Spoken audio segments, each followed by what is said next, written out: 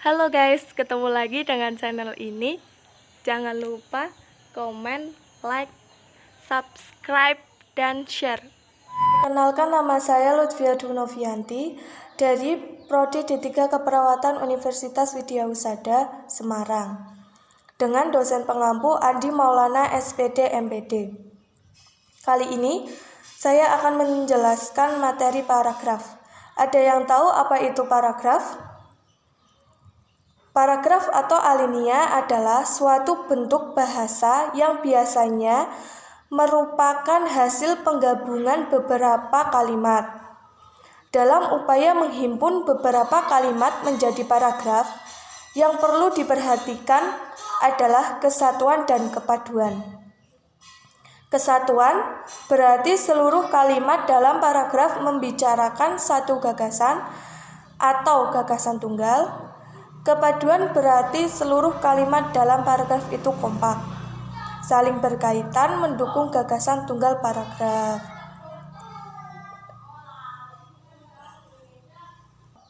Apa itu syarat-syarat paragraf?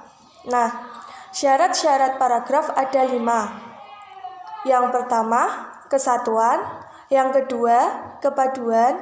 Yang ketiga, kelengkapan. Yang keempat, panjang paragraf. Yang kelima, pola susun paragraf. Selanjutnya, teknik pengembangan paragraf. Ada 3 teknik pengembangan paragraf, yaitu secara alami.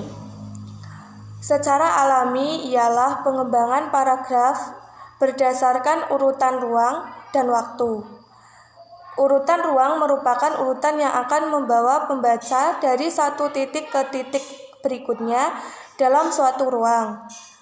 Urutan waktu adalah urutan yang menggambarkan urutan terjadinya peristiwa, perbuatan, atau tindakan. Selanjutnya, klimaks dan antiklimaks. Pengembangan paragraf ini berdasarkan posisi tertentu dalam suatu rangkaian berupa posisi yang tertinggi atau paling menonjol. Jika posisi yang tertinggi itu diletakkan pada bagian akhir, disebut klimaks. Sebaliknya, jika penulis mengawali rangkaian dengan posisi paling menonjol, kemudian makin lama makin tidak menonjol, disebut antiklimaks. Yang terakhir, umum, khusus, dan khusus umum. Dalam bentuk umum ke khusus utama diletakkan di awal paragraf, disebut paragraf deduktif. Dalam bentuk khusus umum, gagasan utama diletakkan di akhir paragraf, disebut paragraf induktif. Sekarang ke struktur paragraf. Yang pertama, paragraf terdiri atas transisi kalimat, kalimat topik, kalimat pengembang, dan kalimat penegas. Yang kedua, paragraf terdiri atas transisi berupa kata, kalimat topik, kalimat pengembang, dan kalimat penegas. Yang ketiga, paragraf terdiri atas kalimat topik, kalimat pengembang, dan kalimat penegas. Yang keempat, paragraf terdiri atas transisi berupa kata, kalimat topik, dan kalimat pengembang. Yang kelima, paragraf terdiri atas transisi berupa kalimat, kalimat topik, kalimat pengembang. Yang keenam, paragraf terdiri atas kalimat topik dan kalimat pengembang.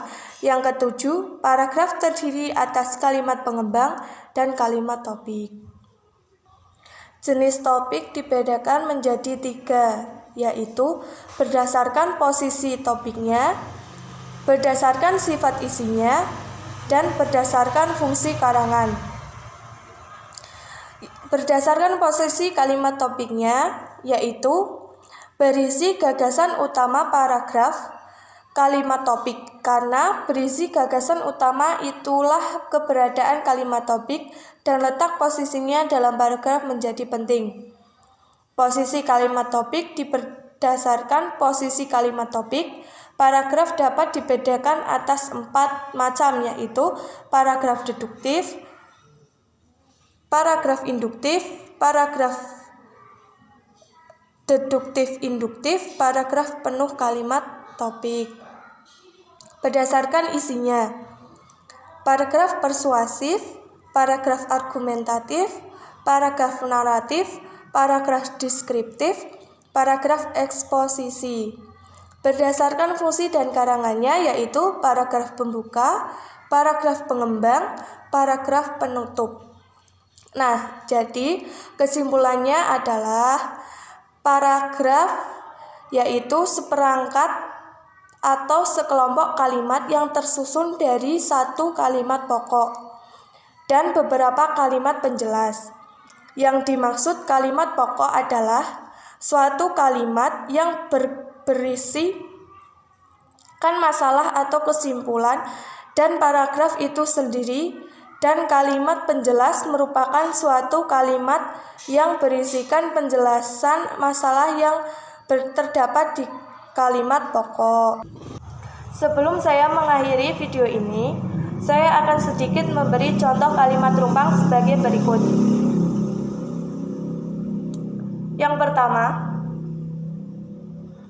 ya, jawabannya adalah otak, karena kalimat tersebut membahas tentang organ yang paling kompleks dalam tubuh kita, sehingga jawaban yang paling tepat adalah otak.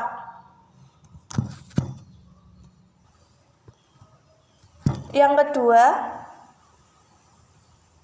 ya, jawabannya adalah kulit, karena kalimat tersebut membahas tentang lapisan luar yang menutupi tubuh kita, jadi istilah yang tepat adalah kulit. Yang ketiga, jawabannya adalah ginjal, karena kalimat tersebut membahas tentang organ tubuh yang terletak di bawah tulang rusuk, sehingga istilah yang tepat adalah ginjal. Saya tutup video ini. Wassalamualaikum warahmatullahi wabarakatuh.